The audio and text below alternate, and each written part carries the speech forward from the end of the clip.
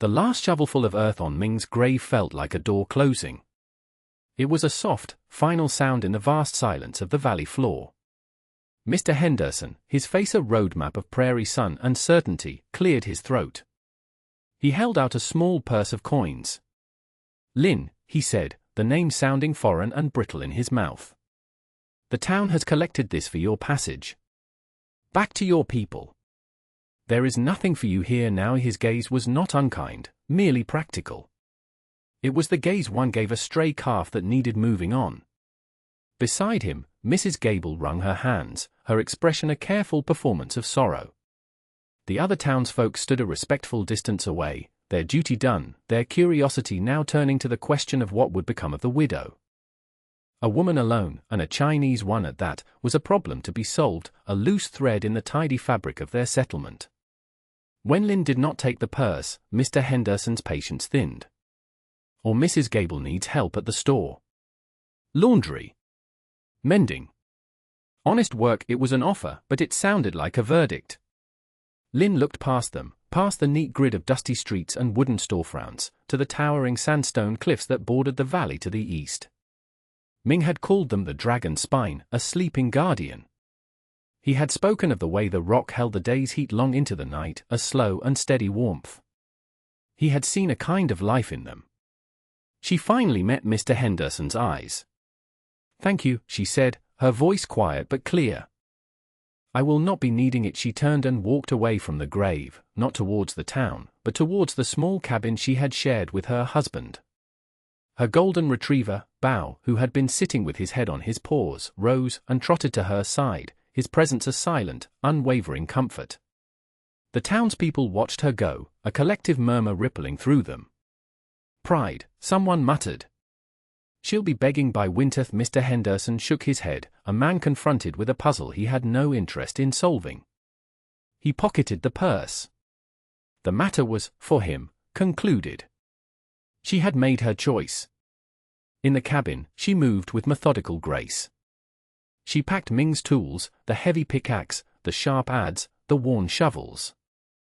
She wrapped her grandfather's notebooks in oilcloth, their fragile pages filled with intricate diagrams of water veins, rock strata, and terrace construction. They were her only inheritance of value. Into a sack, she placed what seed she had: hardy cabbage, winter melon, beans that could thrive in poor soil. She strapped it all to their mule, a creature as stoic and patient as she was. As the sun began to dip below the western peaks, painting the sky in brutal strokes of orange and purple, she slid the wooden bolt on the cabin door for the last time. She did not look back. With Bao at her heel and the mule's lead in her hand, she started the long walk towards the dragon's spine. The base of the cliff was a jumble of fallen rock and thorny scrub. The scale of it was immense, a sheer wall of red and ochre stone that seemed to drink the light. To a casual eye, it was impassable, hostile. But Lynn was not looking with a casual eye. She was looking with her grandfather's. She tethered the mule and let Bao scout the perimeter, his nose twitching, cataloguing the unfamiliar scents of coyote and cliff swallow. Unrolling the oilcloth bundle, she opened one of the notebooks. The paper was brittle, the ink faded, but the drawings were precise. Her grandfather had never seen this land, but he understood the principles of the earth itself. He wrote of reading the story of the stone, of finding the layers that were soft enough to yield but strong enough to hold. He called it listening to the mountain's bones. She spent the first day just watching and walking. She followed the base of the cliff, her hand trailing against the rock, feeling for changes in texture, in temperature. She noted the direction of the prevailing winds, the path of the sun, the places where hardy, deep-rooted plants had found purchase. This was not a search for a cave, but for a place to make a home. Late in the afternoon, she found it, a section of the cliff face protected by a slight overhang, where a darker, more compressed layer of sandstone met a softer, paler stratum. According to her grandfather's diagrams, this juncture was often where one found stability and, sometimes, water. She took up Ming's pickaxe. The weight of it was familiar, but the purpose was new. The first strike was jarring.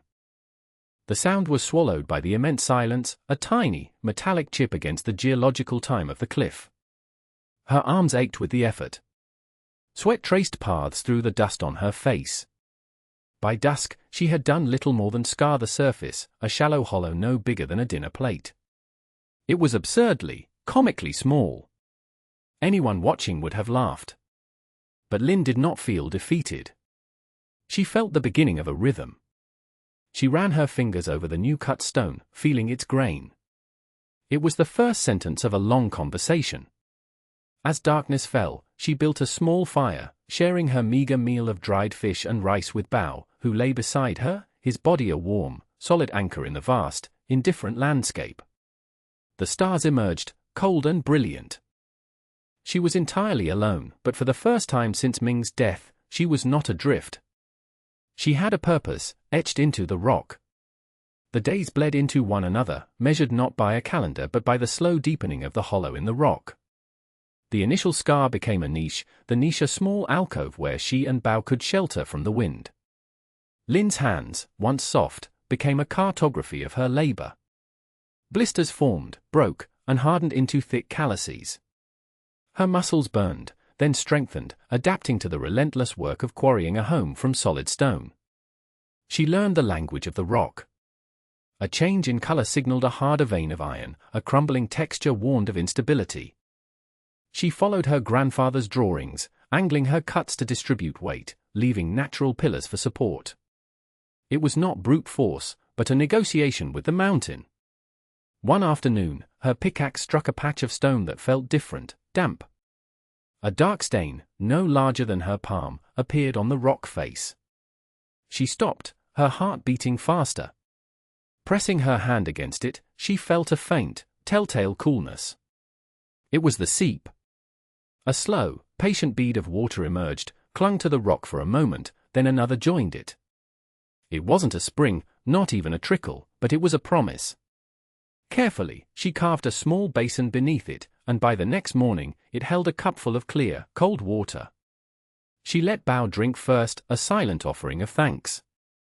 The alcove grew into a room, then two. She fashioned a doorframe from scavenged timber and a shutter that could be barred at night. One day, a figure appeared on the trail below. It was Wei, a quiet young man who managed the mule train for Mrs. Gable's general store. He was leading a mule laden with the last of the supplies she had ordered and paid for months ago, sacks of flour, salt, and beans. He stared at the opening in the cliff, at the neat pile of excavated rock, his face a mask of astonishment. "They said you were living in a hole in the wall," he said, his voice barely carrying on the wind. Like a coyote, Lynn emerged from the cool darkness of her dwelling, wiping dust from her brow. "The coyotes are wise," she said. "They know shelter when they see it." Wei unloaded the supplies, his movement stiff with a kind of awe. He peered inside, seeing the smoothed walls, the sleeping pallet, the small hearth she had built with a clever flue that drew the smoke out through a fissure in the rock above. "It's clean," he stammered, as if expecting filth. He looked from her calloused hands to the determined set of her jaw. "It is a hard life you have chosen," he said, repeating the sentiment of the town, but his tone was different. It wasn't pity, it was a question. "It is a life," she replied, her voice even. She gave him two perfect, white goat cheeses wrapped in leaves. For Mrs. Gable he took them, his fingers brushing hers. He left without another word, his view of the strange widow on the cliff irrevocably altered. With the primary shelter established, Lynn turned her attention to the earth itself. A home was more than walls, it needed sustenance. The cliff face was steep, seemingly impossible to cultivate. But her grandfather's notebooks held the key. They were filled with sketches of terraced hillsides, of ancient techniques for turning vertical slopes into productive gardens. The principle was simple: cut into the slope and use the excavated rock and soil to build a retaining wall, creating a series of level, narrow steps. The execution was punishing. Using the mule for the heaviest work, she dragged larger stones into place for the foundations. The rest was done by hand, basket by basket. She moved tons of rock and soil, her body a simple machine of lever and fulcrum. Each terrace was a victory of engineering and endurance. She worked from the top down, allowing gravity to help her. The first terrace was narrow, just wide enough for a single row of climbing beans. The next was wider, for cabbages and hardy greens. She mixed the thin, rocky soil with goat manure and composted scrub, slowly, painstakingly creating a living earth where before there was only stone. Bao was her constant companion, often sleeping in a patch of sun on a newly completed wall, a golden sentinel guarding a nascent paradise. Her small menagerie grew. The pair of goats she had started with now had kids.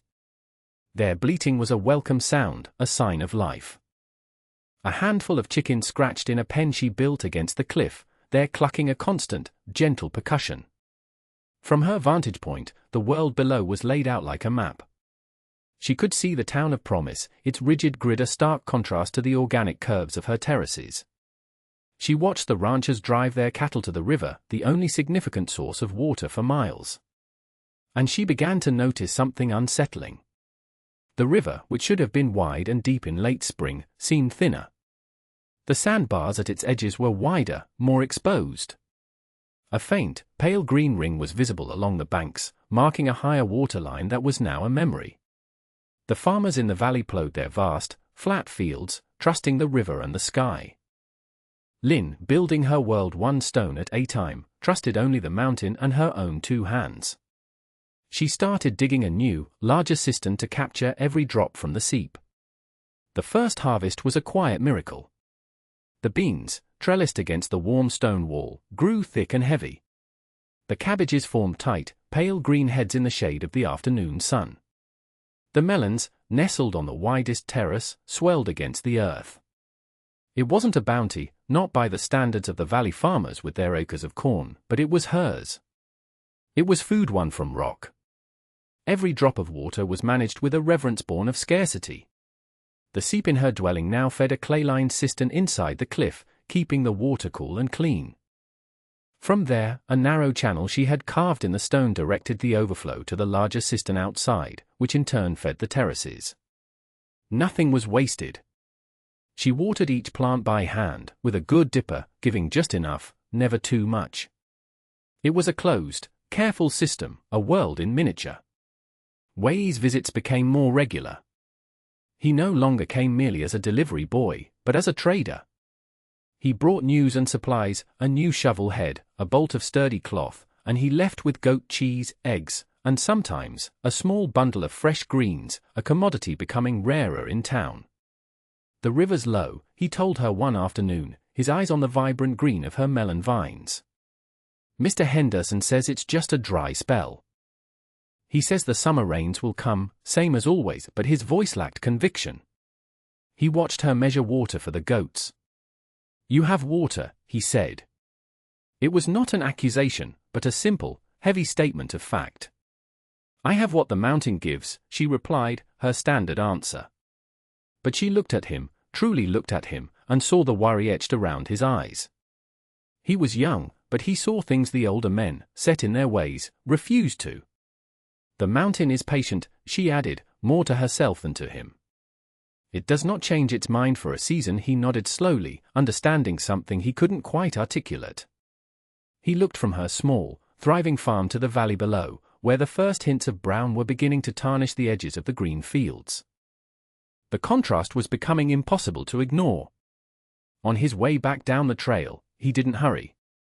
He kept looking back, not at Lynn, but at the impossible green lines she had drawn across the face of the stone. It looked like a scar of life on a dying body. The summer rains never arrived. The sky remained a vast, empty canvas of pale, bleached blue.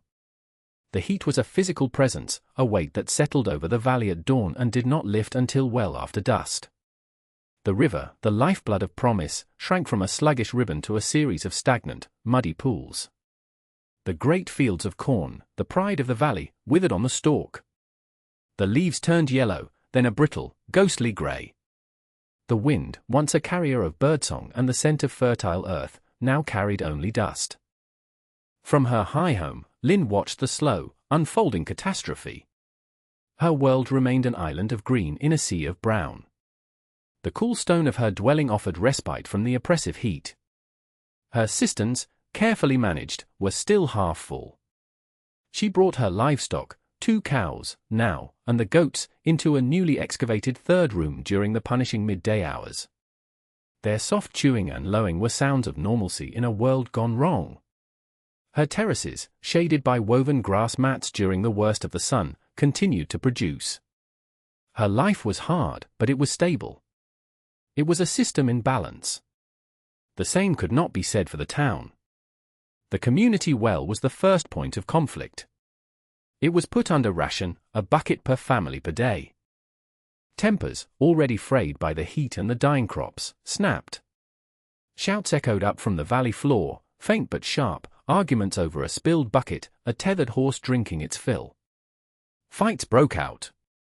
The social fabric of promise, woven from the assumption of plenty, was unraveling thread by thread.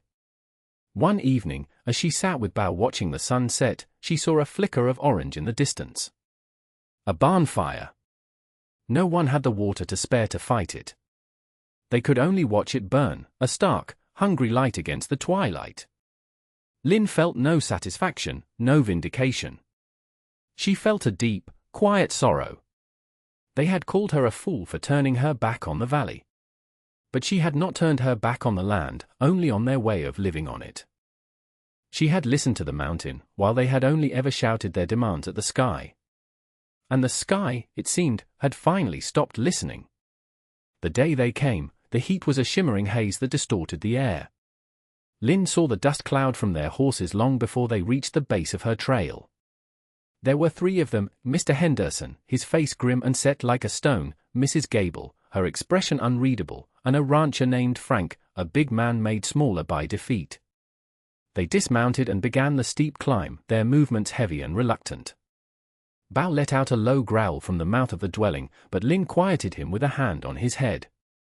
She waited for them on the edge of her first terrace, a still figure framed by the impossible green of her bin vines. They stopped before her, breathing heavily from the climb. The sweat on their faces carved clean lines through the layers of dust. For a long moment, no one spoke. The silence was filled with the buzzing of insects and the quiet dignity of her thriving garden. They were standing in a different world, a place that had refused to surrender to the drought. Mr. Henderson, a man accustomed to leading, to having the answers, seemed to have lost his voice. He looked at the stone-lined cistern, at the dark, damp earth of the terraces, at the healthy sheen on the goats' coats. His gaze was that of a man seeing a magic trick he could not explain. Lin, he finally managed, his voice raspy. He cleared his throat. The town. The wells are nearly dry. The cattle are dying. He did not ask for water. Pride, or perhaps shame, prevented him. Instead, he appealed to a sense of community he himself had denied her. We are all in this valley together. The words hung in the hot, dry air, hollow and weightless. Lin's expression did not change. She had heard those words before, when they had wanted her to leave. She looked at each of them in turn, her gaze direct and unflinching. She felt no anger, only a profound weariness. She turned and walked towards the cliff face, gesturing for them to follow. She led them into the cool, dim interior of her home, to the place where the original seep wept its slow, constant tears into the basin she had carved. She let them feel the chill of the air, see the life-giving moisture on the stone. She then led them back outside and pointed higher up the cliff. The mountain has water, she said, her voice even and clear. It does not give it freely. You have to listen. You have to ask it properly. It was not an offer of charity. It was a lesson. The debate in town was fierce. Henderson's report was met with a mixture of disbelief, resentment, and desperation. To admit the Chinese widow was right was to admit they had been wrong, not just for a season, but for years. Their whole way of life, built on the shallow promise of the river, was being called into question by a 19-year-old girl with a pickaxe. But thirst was a more powerful argument than pride. The next morning, a small, reluctant crew of 5 men arrived, led by Wei. They carried shovels and picks, their faces sullen, their movements clumsy on the unfamiliar, steep terrain. They looked at the cliff as an enemy to be conquered. Lin met them with a quiet sense of purpose. She did not give orders. She did not lecture. She picked up her own tools and began to work, showing them, through her own body, the way. She taught them to tap the rock and listen to the sound, to distinguish the dead thud of solid stone from the faint, hollow resonance that hinted at a fissure within. She showed them how to read the subtle changes in the rock's color and grain, signs that her grandfather had meticulously documented. "The stone has a voice," she told them, a direct quote from the notebooks. "You are shouting too loudly to hear it." The men were strong, used to the labor of the fields, but this was different work. It was slow, precise, almost surgical. Their frustration was palpable. They wanted to attack the mountain, to force it to yield. More than once, Frank, the rancher, suggested using dynamite. Each time, Lynn stopped him. "You will collapse the vein," she said simply. "The mountain gives what it will. Anger it, and it will give nothing." They worked through the brutal heat, their resentment slowly giving way to a grudging respect. Lynn worked harder than any of them, her movements economical and tireless. She seemed a part of the cliff itself. Late in the afternoon, Mrs. Gable made the difficult climb, carrying a basket with bread, cheese, and a precious jar of water. She handed a piece to Lynn, her eyes meeting the younger woman's. "Ming," she said, her voice soft. "He once told me your grandfather was a great man. A scholar. I thought he was just telling stories." She looked at the terraces, at the ordered, life-sustaining world Lynn had built. "He would have been so proud. He would have thought you were a marvel." It was the first time anyone from Promise had spoken his name to her with respect. A crack, not in the stone, but in the wall of isolation that had surrounded her for so long. The work settled into a grueling routine. Each day, the men would arrive at dawn and leave at dusk, their bodies aching, their progress measured in inches. The cliff was stubborn, yielding its secrets slowly. Tensions ran high. The men, accustomed to being masters of their domain, found it difficult to follow a young woman who spoke so little, who led by example rather than command. One afternoon, a section of rock they were working on crumbled, a minor landslide of dust and pebbles that undid a day's labor. Frank threw his shovel down in disgust. "This is useless." "We're digging for ghosts." Henderson, who had been watching from the shade, stepped forward. He picked up a piece of the fallen rock, turning it over in his hands. He looked at the exposed face of the cliff, then at Lynn, who was already calmly assessing the damage. "She knows the stone," Henderson said, his voice firm, leaving no room for argument. "We do it her way." The protest died on Frank's lips. Henderson's conversion was complete. He had arrived a skeptic and had become her most important advocate, not because she had persuaded him with words, but because the reality of her success was undeniable. Wei, meanwhile, had become her shadow. He watched her every move, asked quiet, intelligent questions, and committed her techniques to memory. One evening, after the others had left, he lingered. "My father was a farmer," he said, looking at her terraces. "He worked his whole life and the drought took everything. He thought the land was an enemy." Lynn, cleaning her tools, finally unbent enough to show him. She brought out her grandfather's notebooks. She opened a page to a diagram of a terraced water catchment system, the elegant lines of ink looking like poetry. Wei traced a drawing with his finger, his eyes wide with revelation. "He wasn't fighting the land," Wei whispered. "He was in conversation with it." A week later, they found it. A sharp crack from a pickaxe, followed not by the dull thud of rock, but by a wet, sucking sound. A dark, steady trickle of water began to flow from a newly opened fissure.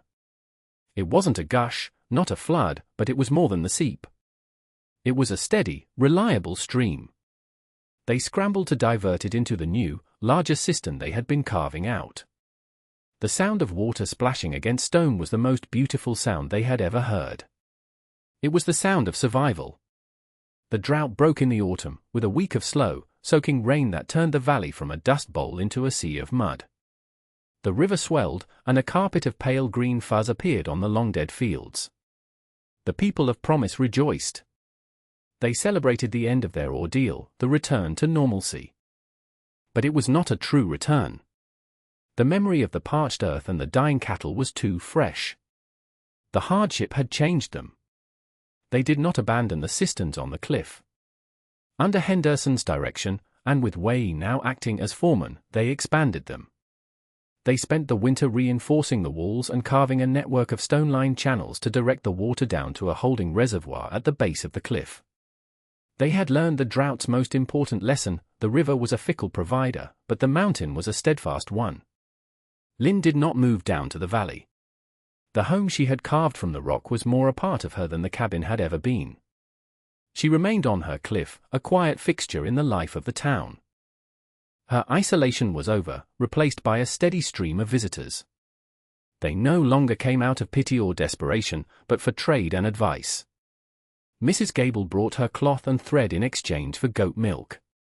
Frank, the rancher, sought her opinion on where to dig a new well on his property, listening to her counsel with the attentiveness of a student. She became a source of quiet authority, her knowledge valued more than any currency. Her world expanded, but on her own terms. The final scene of the valley's transformation came the following spring. Lynn stood on her highest terrace, Bao resting his head against her leg. Below, the valley was a patchwork of green, but it was a different green than before. Interspersed with the large, rectangular fields were new, smaller plots, contoured and terraced in the style of her own. A crew of men, Wei among them, was working on the reservoir, their movements practiced and efficient. Wei paused, shielding his eyes from the sun, and looked up towards the cliff. He saw her and raised a hand in a gesture of greeting, of shared understanding. Lynn watched him for a long moment, then gave a single, slow nod of acknowledgement. The wind carried the distant sound of their hammers, a rhythmic, constructive beat. It was the sound of a community rebuilding itself, not as it had been, but as it had learned it needed to be. Her grandfather's knowledge, carried across an ocean and brought to life by her hands, had taken root in this foreign soil. She had not simply survived, she had shown the valley how to endure.